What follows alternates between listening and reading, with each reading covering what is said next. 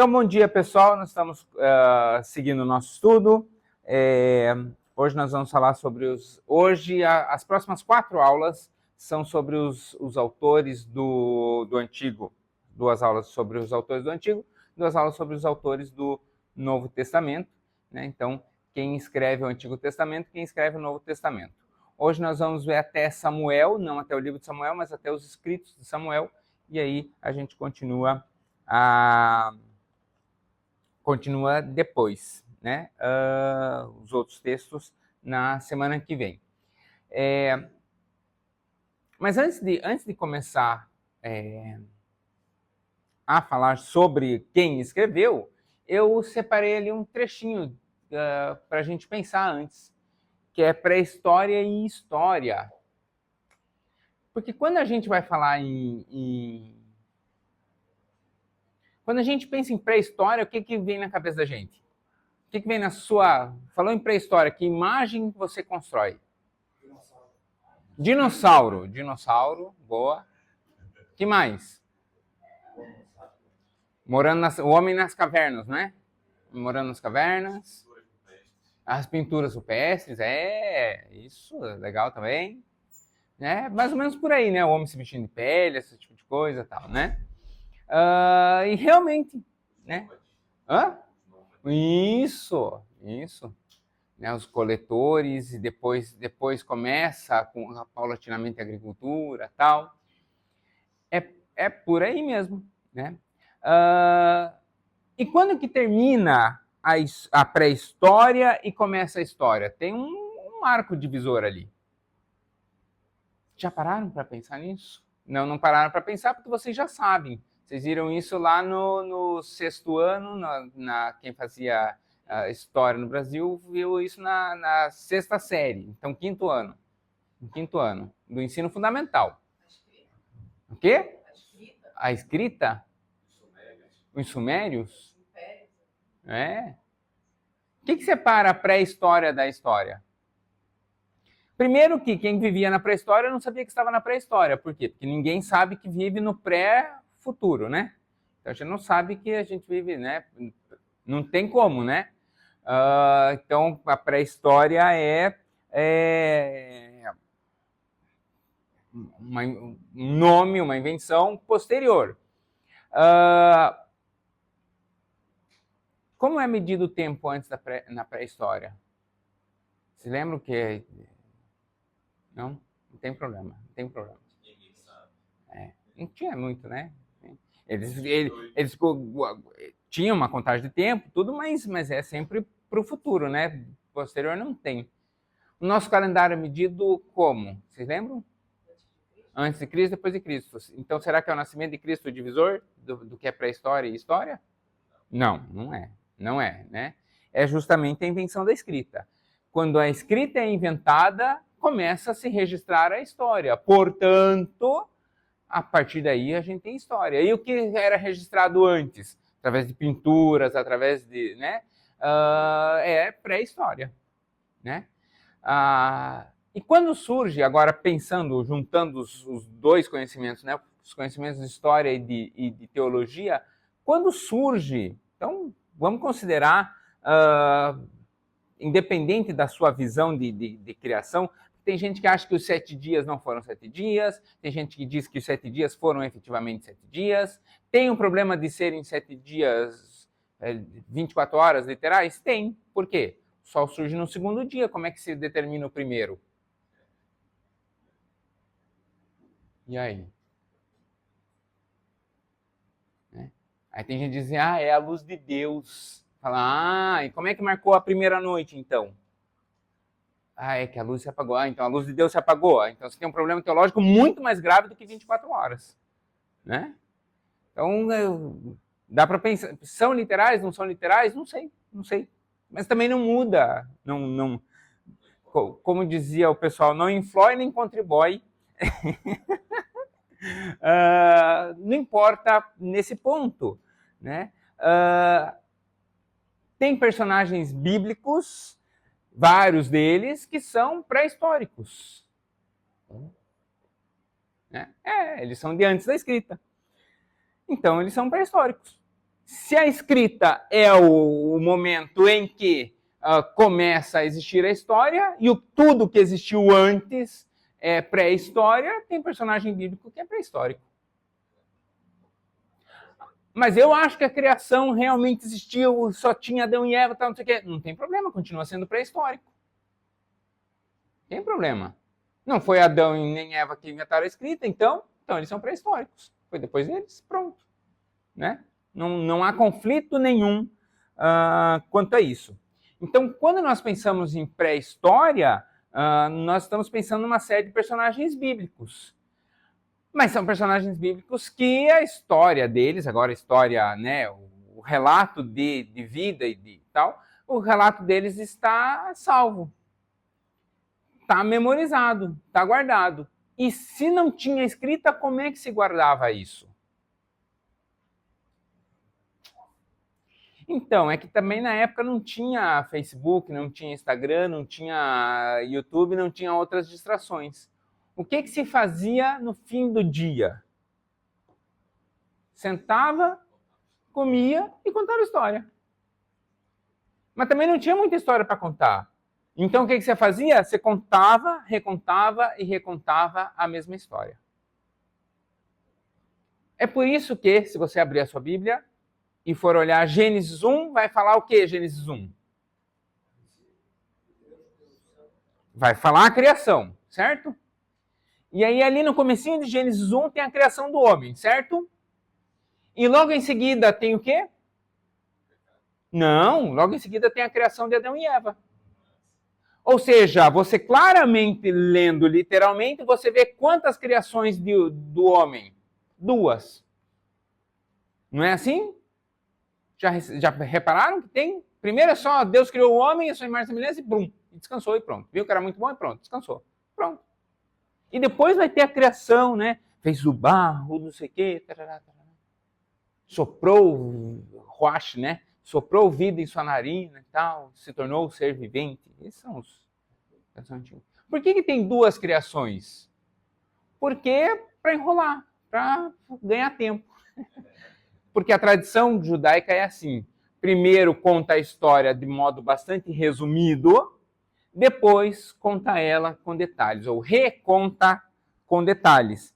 Então não é que tenham 2 criações, é que tem um resumo da história e aí a história em si. É como se dissesse assim, ó, hoje eu vou contar a história do homem, ou da criação do mundo, como se deu, tal, e aí depois volta contando os detalhes. Né? Então, é claro, se você for ler o texto literal, você vê claramente ali 2 momentos, 2 criações distintas, e depois você vai entendendo quando é uma, quando é outra. E quando a gente vai olhar a criação, onde é que o homem é criado? E como é esse ambiente em que o homem é criado? É um jardim, certo? E aí tem os prédios, tem as ruas, tem os semáforos, tem as passadeiras, tem essas coisas? Não, né? É um ambiente aberto, é um ambiente assim, né?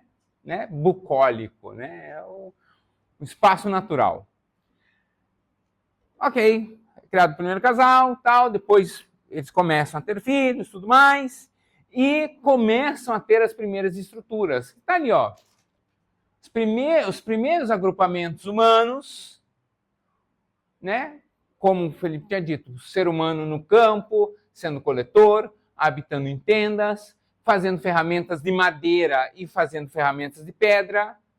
Né? Não tinha ainda a arte de lidar com metais.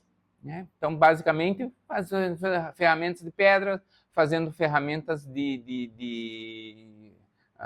quando lasca a pedra.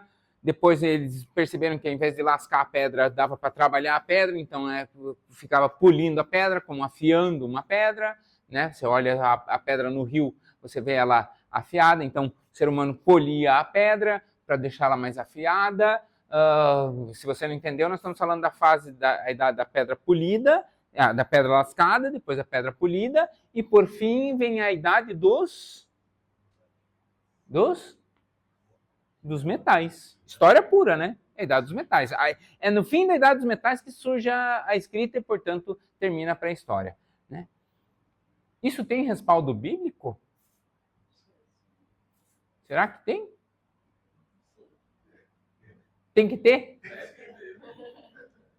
Tem que ter. Por exemplo, Israel, a Bíblia fala que Israel precisava levar para os filisteus afiar as suas ferramentas. Eles não sabiam afiar, né, os seus machados, seus... Porque enquanto Israel estava na era de bronze, sim, não sabia lidar, e os filisteus já estavam avançados, já mexiam com metais, já faziam espada. Isso mesmo. Israel estava atrasado. Ainda não sabiam afiar. Nem afiar. Pois é. Então, não contradiz com a história, né? Então, os primeiros agrupamentos humanos eram assim. Ah, mas eu não acredito na Bíblia. Não importa, continua sendo assim. Eram assim, é fato. Isso é inegável, né? Hoje não há nenhum fato que... E não desfaz o relato bíblico nenhum. Então, o ser humano, primeiro como coletor, né? Se a gente for pensar nos primeiros filhos de Adão e Eva, quem eram os dois? Tudo bem, vai ter um terceiro depois, mas vai ter mais, inclusive, mas quem eram os dois primeiros? E o que um oferece? Um oferece o quê? Um animal. E o outro? Agricultura, ou seja, coletando, caçando nesse ambiente mesmo, né? As primeiras ofertas são justamente dessa vida aqui. Eu não sei se era bem assim a casa, mas não era algo muito distante disso, não, né? E os primeiros ambientes são exatamente assim. É assim que se começa a história da humanidade. Se você já assistiu aquele filme Noé, eu acho curioso quando a gente vê a arca, que a arca parece quase um moliceiro, assim, né? É um barquinho bem feitinho, tal, não sei o quê. Se você já assistiu aquele filme Noé, a arca mesmo deve estar muito mais próxima daquilo do que da arca que a gente vê para as crianças, né? Daquela tabuinha bem cortadinha. Não, parece muito mais uma junção de um monte de troncos, né, colados com betume. Isso a própria Bíblia relata, que os troncos eram colados, né, vedados com betume e tal. Então, isso tem esse relato. Mas as tábuas eram muito mais grosseiras, era uma construção muito mais grosseira, né? Até porque não tinha, não se tem história de um outro barco assim. E o propósito quando a gente olha aquele barquinho bonito, não tem nada daquilo. A arca de Noé, na verdade, o propósito dela era muito mais ser uma caixa de sapato que flutuasse. Não precisava ter a frente bicuda como um barco, né? Porque não era para navegar para lugar nenhum, era só para boiar. Né? Então, boiando uma caixa de sapato que boiasse, cumpria a sua função. Né? Então, tem lá as medidas, tem tudo, mas não fala da arquitetura, como eram cortadas as tábuas. Não, era bem mais duro, a construção bem mais raiz, né? Bem mais... totalmente rudimentar. Né? Mas a história vai continuando e vai começar, então, a Idade dos Metais. E quando começa a Idade dos Metais, aparece um personagem bíblico que ninguém lembra, ou quase ninguém lembra, chamado Tubal-Caim. Tem lá, ó. Então, Gênesis 4:22. Vamos ver o que diz Gênesis 4:22. Vamos lá.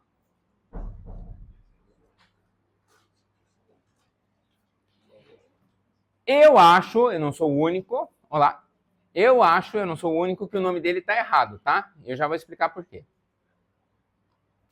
Então, você está vendo ali em Gênesis 4:22, ó, nós estamos comecinho do comecinho, Gênesis 4. Você vê em Gênesis 4 os descendentes de Adão, né? Tubal-Caim ganha um chocolate, quem adivinhar, filho de quem, de qual dos filhos de Adão Tubal-Caim vem? Caim. Ah, nossa, que difícil, né?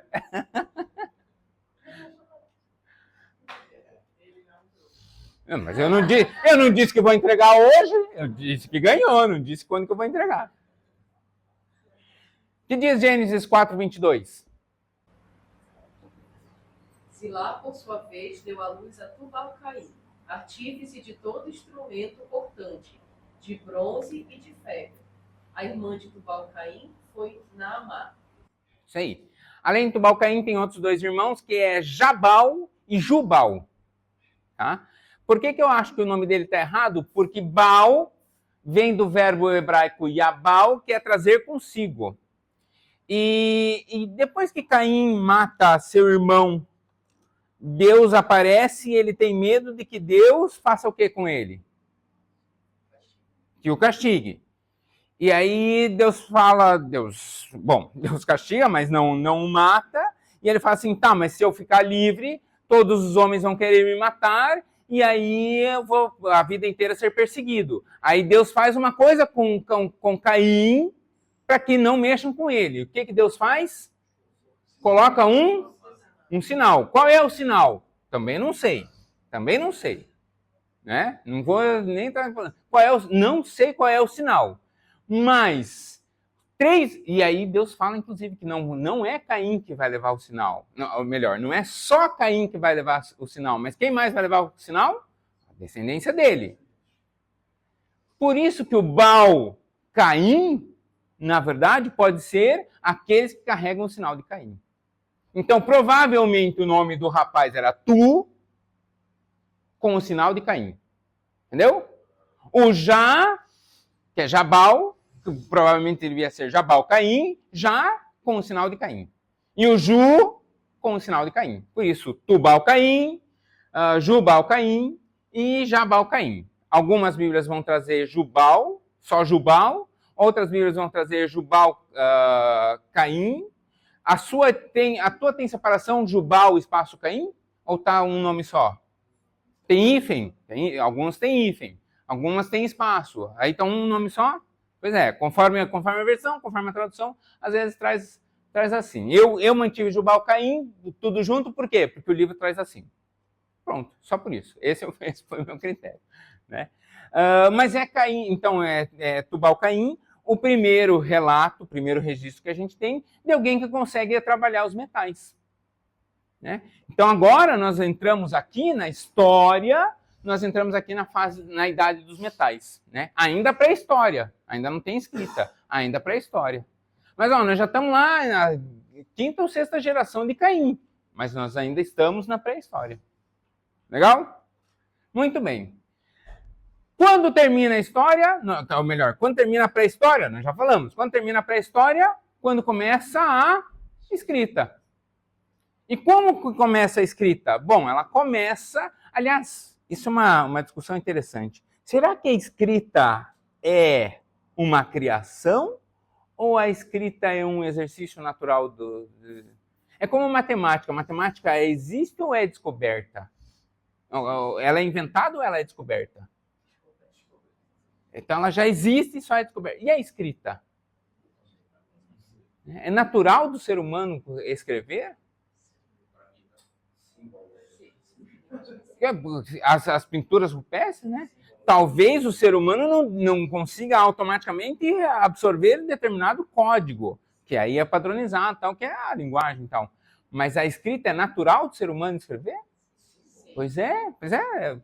Então, aí a ciência da linguagem não tem uma posição definida, se a escrita é inventada ou é descoberta. Tem margem para os dois, né? Mas começam as primeiras escritas. E aí eu trouxe 3 alfabetos aqui para vocês verem. O primeiro deles é da Mesopotâmia, escrita cuneiforme. E se você reparar aqui, ela é só uns triângulozinhos assim. Como era o lápis nessa época? Ele era só um triângulozinho e você pegava uma plaquinha de argila, barro, literalmente barro, argila, e ia com aquele lapisinho batendo as pontinhas assim, e assim você ia fazendo cada um dos tracinhos, como se fossem carimbinhos na argila, e depois você espera secar, e pronto. Né? Assim se fazia a escrita cuneiforme. Especialmente na região da Suméria, eram escritos assim, né? Em linhas, daqui para lá, e aí com esse lápis, é bom que ele não perde a ponta, né? E aí você fazia assim. Tem a escrita cuneiforme, tem o alfabeto, tudo, tem como ler, isso é bem conhecido, bem tranquilo e tal. Essa era a escrita dos sumérios. Já os egípcios usavam um outro sistema. eles usavam um sistema simbólico, um sistema de desenhos, né?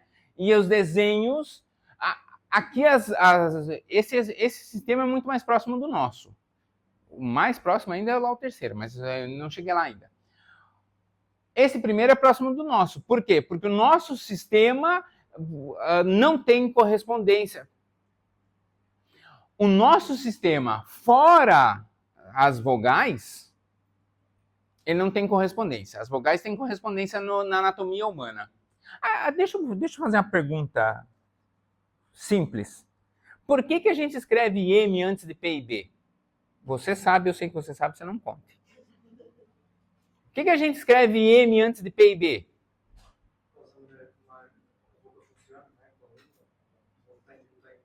Não sei. Não sei. Já pararam para pensar por que a gente escreve M antes de P e B? Porque a professora falou. Isso acontece só em português? Em espanhol também é assim? Também, né? E em inglês? Também. Por que M antes de P e B? Porque você não consegue anatomicamente falar N, que puxa os lábios para fora, N. Você não consegue fazer o N e fazer o B junto, ou em sequência. Panbo não sai. Agora, pombo. É a anatomia do corpo. Quando eu falei do... Por que a ordem das vogais é A, I, O, U?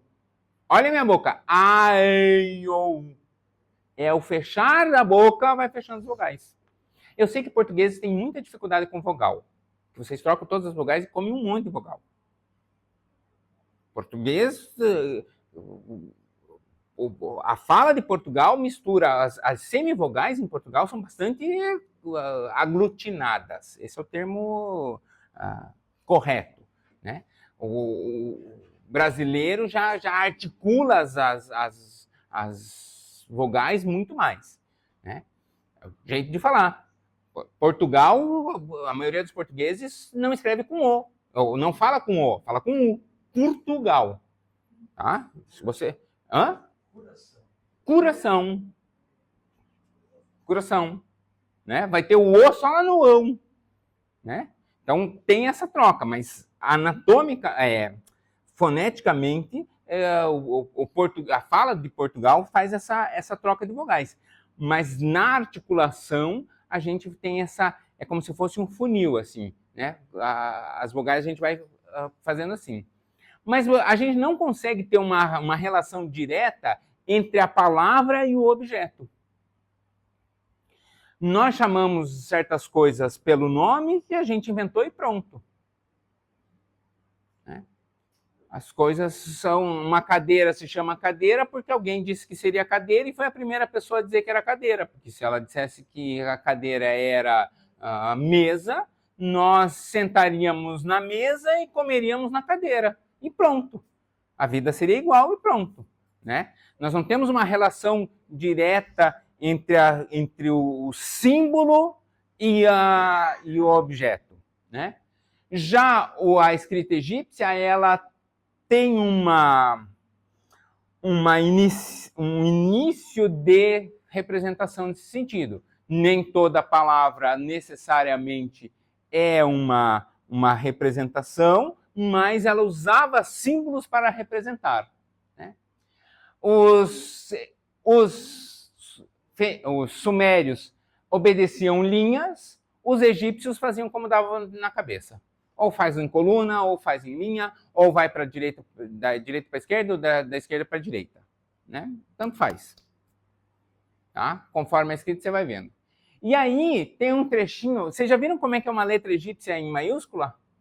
Não? Tem aqui um pedacinho, ó. Quando ele tem essas curvinhas assim, é nome próprio. Vocês estão vendo aqui, que fecha aqui, ó? Né? Não apareceu tudo, né? A imagem cortou aqui, mas... quando tem esse contorno ali em volta daquele conjunto, é o nome de uma pessoa. Tá? Então, ali tinha um nome próprio, né? O nome de alguém famoso, provavelmente, para sair escrito, né? Tem aí. A Bíblia é escrita em que tipo de alfabeto? A Bíblia é escrita nem nesse, mas nesse aqui. Ah, mas não tem nenhum escrito cuneiforme com escritos bíblicos? Tem. A gente tem, inclusive, um trecho em que vai, que provavelmente foi um escrito cuneiforme, que é a destruição de Sodoma e Gomorra. O que acontece na destruição de Sodoma e Gomorra? Deus faz um desafio. Qual é o desafio? Não é encontrar um justo, é fazer uma lista dos justos, né? Se essa lista fosse escrita, como seria escrita? Seria escrita assim, né? E aí ele começa e sobra barro, né? Porque não acha muito nome para encher a lista, né? A escrita da época era dessa.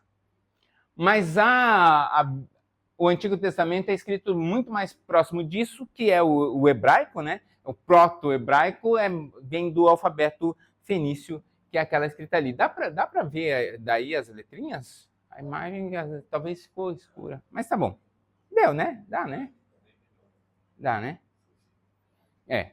Então, os fenícios já escreviam assim, já com traços já escritos, né? Já não era mais aquele carimbinho assim que era a ponta do lápis, mas tinha que fazer o traçado e tal. Ainda muito, você vê que é muito reto, né? Não tem tanto a curva da coordenação motora fina, né? Isso o ser humano precisou desenvolver, mas era de qualquer maneira, era uma escrita extremamente complexa, né? Bastante difícil de ser feita. A dos egípcios, então, imagina você fazer o papiro e ainda errar.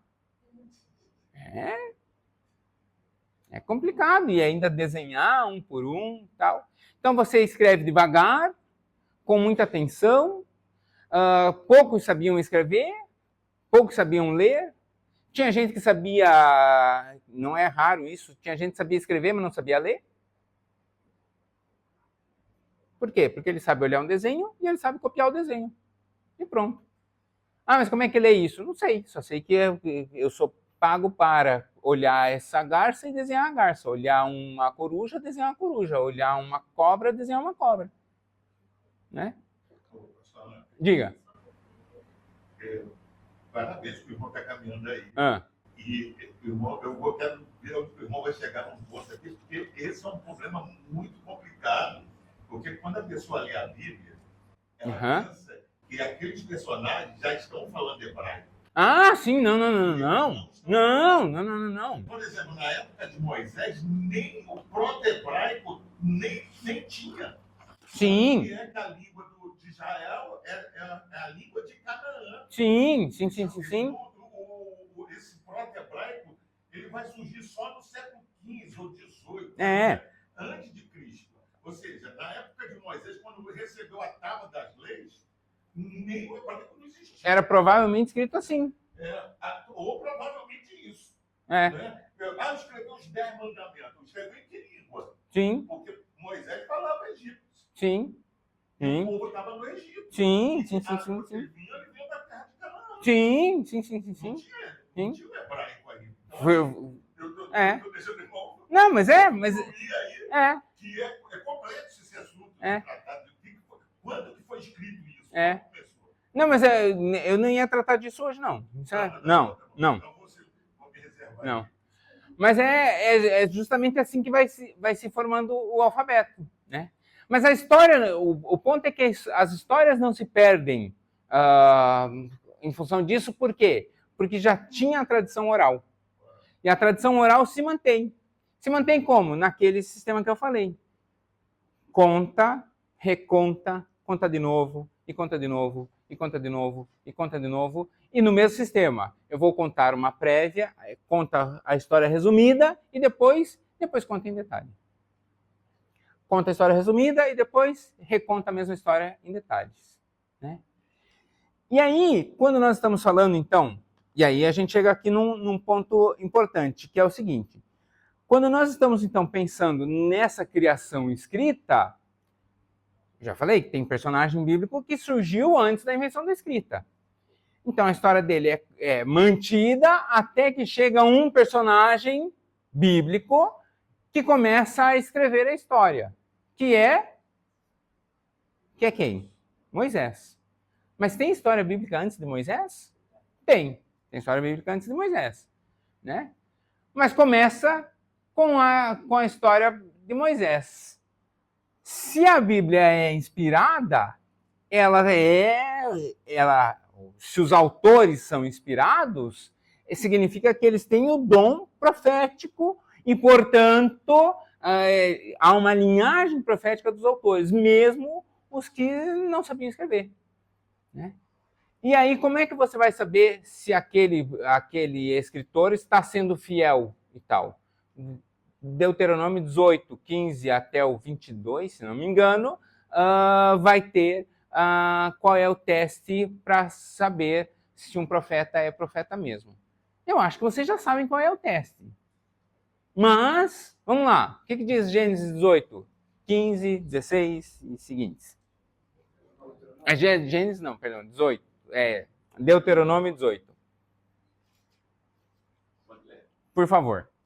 O Senhor, seu Deus, fará com que, do meio de vocês, do meio dos seus irmãos, se levante um profeta semelhante a mim. A ele vocês devem ouvir. Porque isso foi o que vocês pediram ao Senhor, seu Deus, em Horebe, no dia que o povo estava reunido.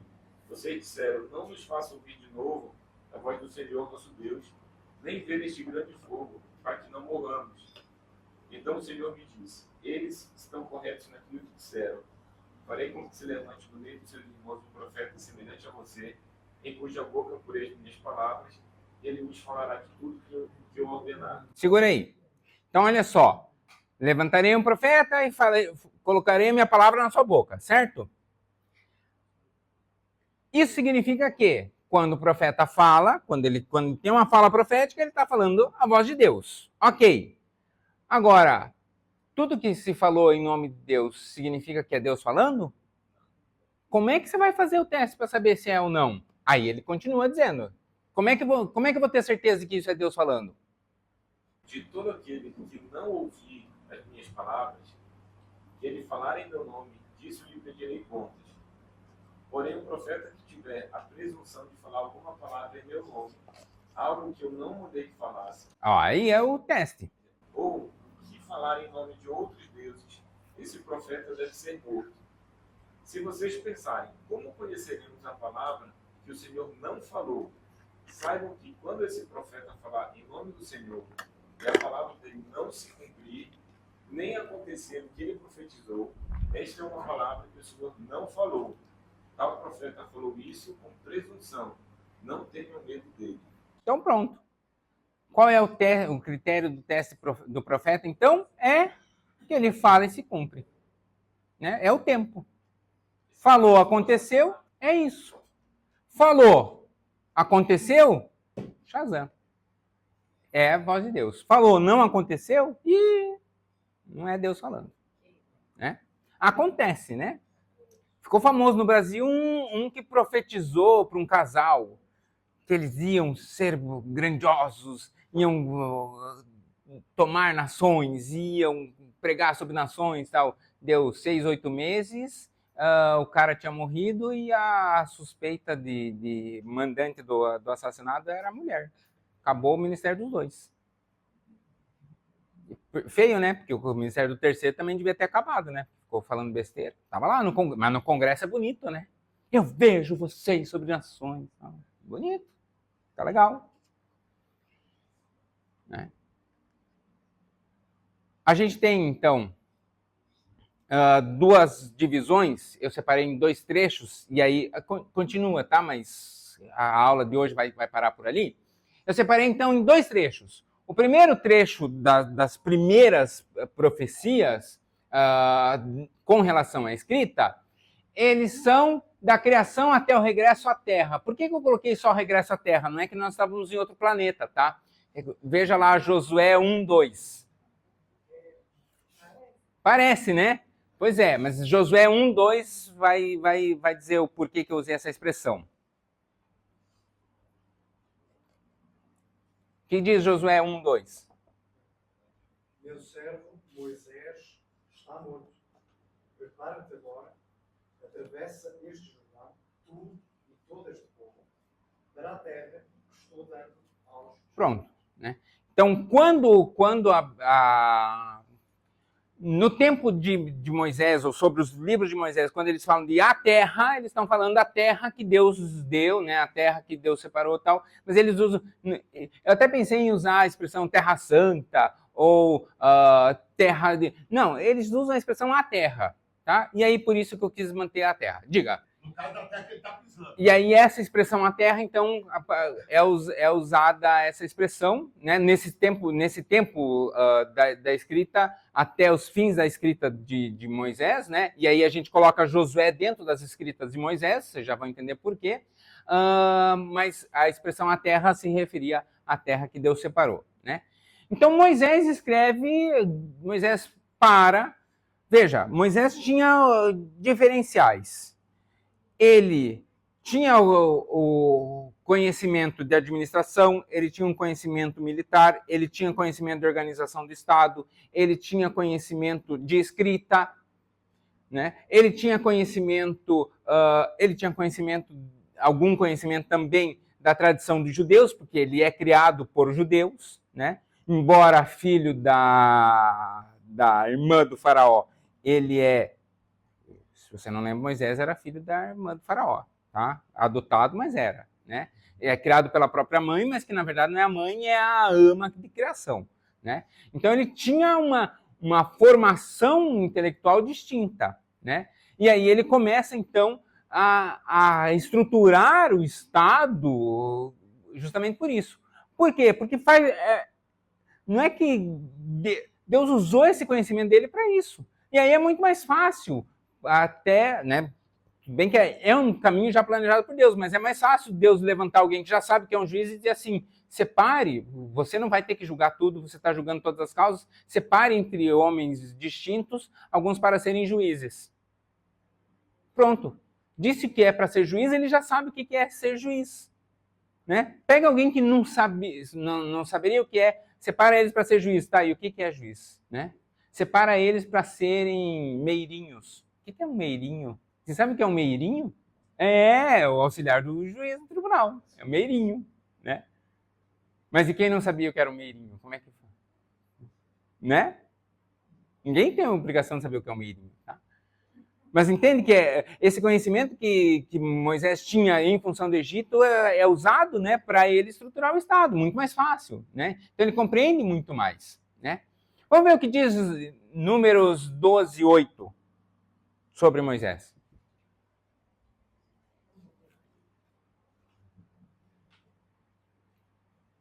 Quem achou, pode ler, fique à vontade. Números 12, versículo 8. Falo com ele face a face, claramente, não com enigmas, ele vê a forma do Senhor, como vocês ousaram criticar o Senhor Moisés. Isso aí.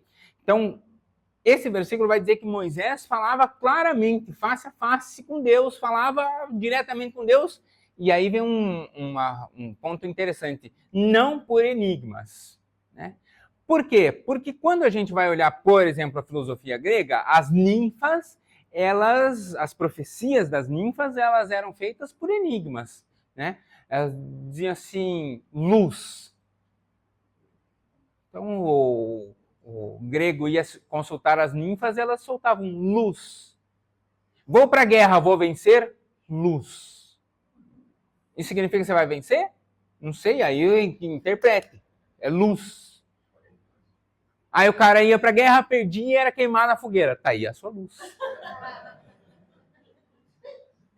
É verdade, era assim, né? Eram palavras soltas, né? Então elas bebiam lá vinho com cicuta. Cicuta é uma plantinha que é venenosa, né? Mas colocavam um pedacinho só, ficavam alucinadas e soltavam assim palavras. Quimera. E disso, interprete. Né? E quando a gente vai ver a história da esfinge, então, né, é pior ainda, né? Interprete correto, eu te devoro. Né? Não, com Moisés a profecia é clara. Falo face a face e não por enigma. Eu disse que é para fazer assim e é assim que vai ser feito. Né? E por que eu disse que Josué está dentro da ideia de Moisés? Vamos ver, Deuteronômio 34:9, o que diz? É o finzinho, tá? Se você achar Josué, volta uma página da Deuteronômio 34. E Josué, filho de Nun, foi cheio do espírito de sabedoria, enquanto Moisés tinha posto sobre ele as suas mãos. Assim, os filhos de Israel lhe deram ouvidos e fizeram como o Senhor ordenara a Moisés. Então veja, como o Senhor fez com Moisés, de falar face a face, de falar claramente e não por enigmas, é a mesma... eu vou usar um termo aqui que é mal usado, mas tudo bem.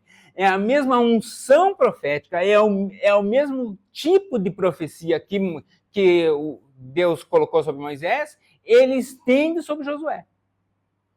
Né? Então, a mesma modus operandi que Deus usava com Moisés, ele usou sobre Josué. Por isso que os dois estão no mesmo grupo lá, né? Do pessoal que vai gravar da criação até o regresso à terra.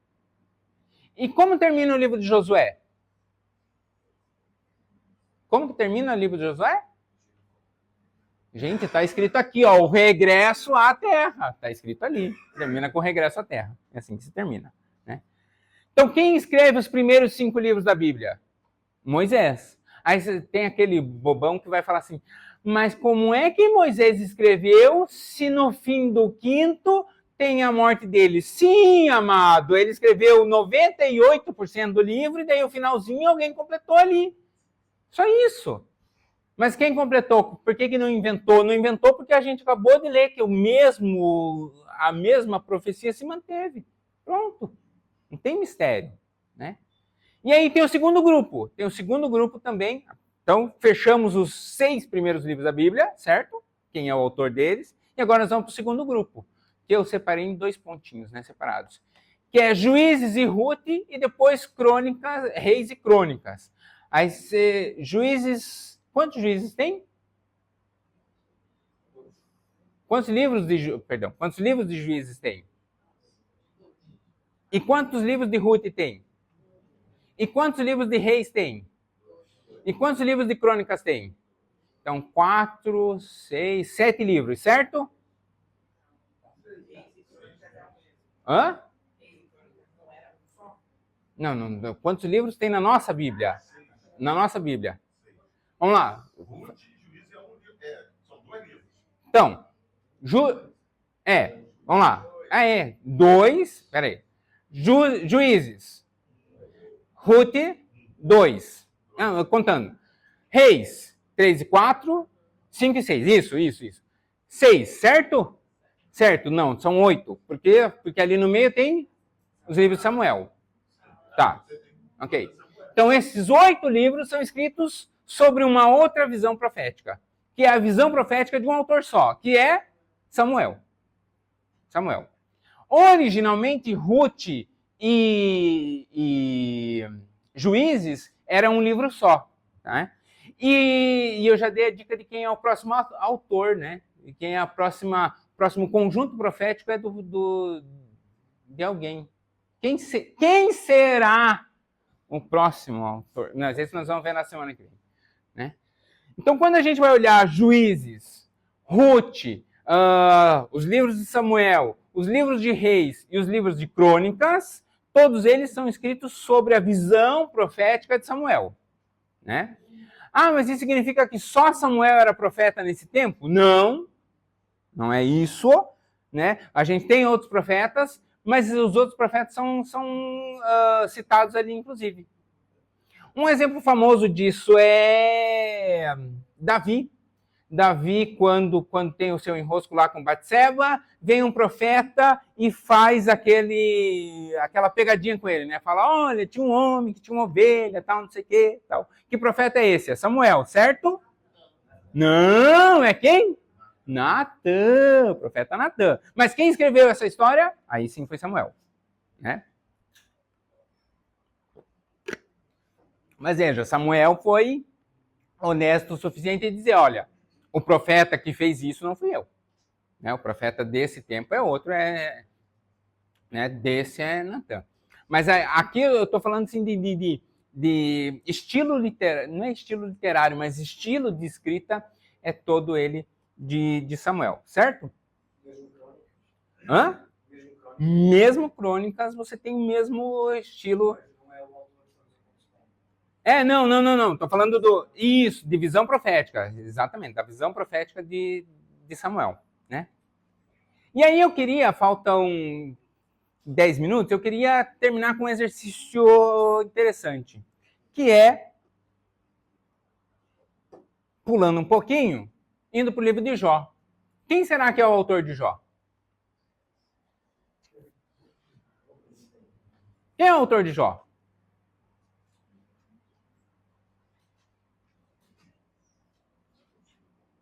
Já pensaram quem é o autor de Jó?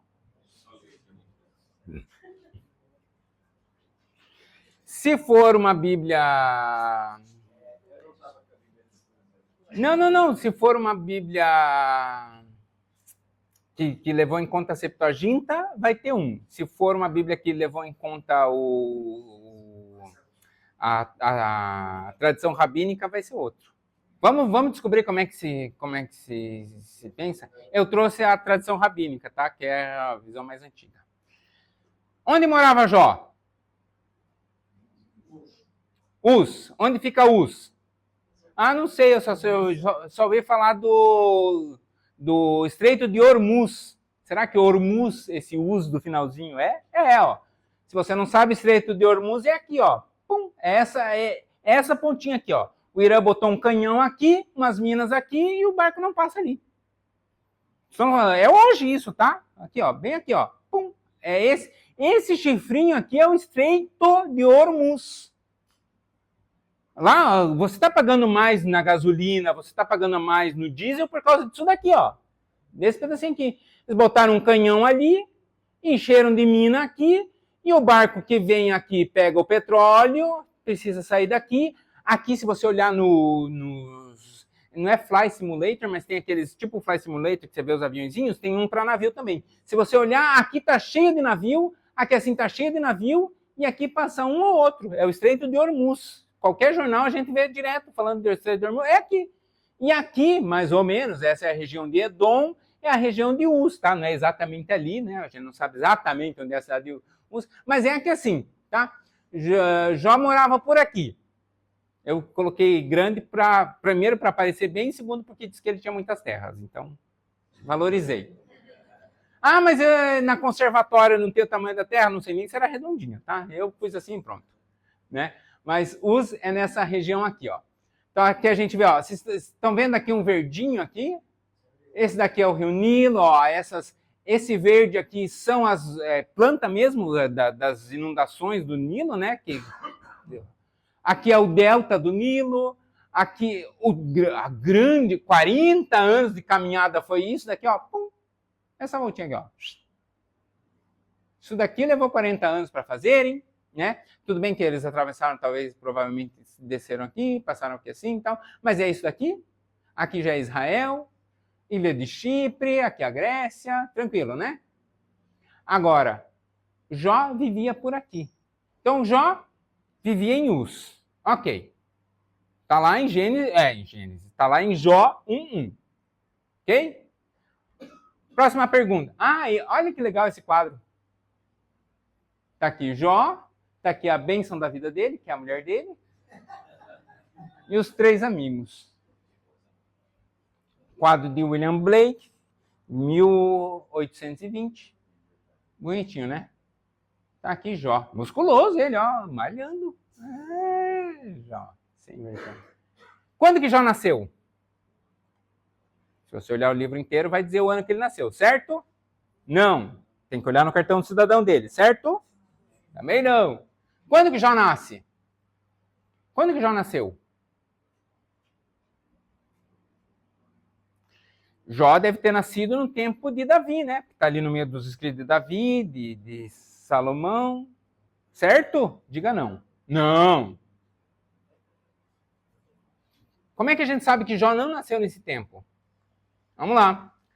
Jó fala de cultuar Deus no templo, certo? Não. Jó fala de cultuar Deus no tabernáculo, certo? Também não. Portanto, como ele não tem nem referência ao templo, nem ao tabernáculo, mas daí você vai dizer assim, mas é que Jó morava longe, né? Era aqui, ó, tinha todo esse trecho. Não, tudo bem, mas ele podia dizer que o sonho dele era ir ao tabernáculo ou ir ao templo e tal. Jó nem chega perto de citar templo ou tabernáculo, né? Portanto, Jó é de antes desse tempo, né? Os rabinos dizem que Jó é antes desse tempo. Jó faz uma coisa pelos seus filhos, que é oferecer holocaustos em sua casa. Está lá no comecinho de Jó, inclusive. Quem é que oferece holocaustos na própria casa para purificação dos seus filhos? Isso é a atitude de um patriarca. Jó não cita a circuncisão. A circuncisão começa como determinação lá no tempo de Abraão. Então, Jó se não mais velho, é no máximo do tempo de Abraão. Né? Esses são os elementos que enquadram Jó no tempo de Abraão. Legal, né? Nunca tinham parado para pensar nisso? Pois é. A gente diz que Jó é do tempo de Abraão por causa disso. Porque ele tem o exercício de um patriarca, né, da maneira como que ele cuida dos filhos e tal. Ele tem o exercício de um patriarca e ele não cita nem templo, nem tabernáculo e nem fala de circuncisão. E a época que Jó provavelmente viveu, então, é a época do patriarca. E os fatos dessa época, portanto, foram escritos por quem? Segundo a tradição rabínica, os fatos da época de Abraão foram escritos por Moisés. Por isso, segundo a tradição dos rabinos, o autor de Jó é o próprio Moisés. Lógico que Moisés pegou a história de Jó, né? Não é Moisés que cria a história de Jó, já tinha ali na história, mas quem senta para escrever a história de Jó é provavelmente o próprio Moisés. O livro de Jó, Jó é um personagem bastante desconectado dos outros personagens bíblicos, né? Porque você tem a história dele, mas não tem, né? Não tem muita continuação, né? Por isso, quando os judeus foram fechar o Antigo Testamento, Jó correu o risco, inclusive, de não entrar na história, né? Mas justamente essa provável inspiração de Moisés é o que levou Jó a estar dentro da Bíblia, né? E uma história tão bonita, né? De uma atuação. A esposa dele é fenomenal, né? Ele era abençoada, né? Então, muitos dos exercícios teológicos para se descobrir quem é o autor são feitos dessa maneira. Você pega elementos que poderiam estar presentes para situar ele no tempo. Como não tem, por exemplo, situação do templo nem do tabernáculo, a gente sabe que Jó é de antes disso. Pois não? Pergunta: por que o livro de Jó encaixaram depois de Esther? Por causa do tipo de escrita que ele tem. Porque aí nós vamos ver na semana que vem.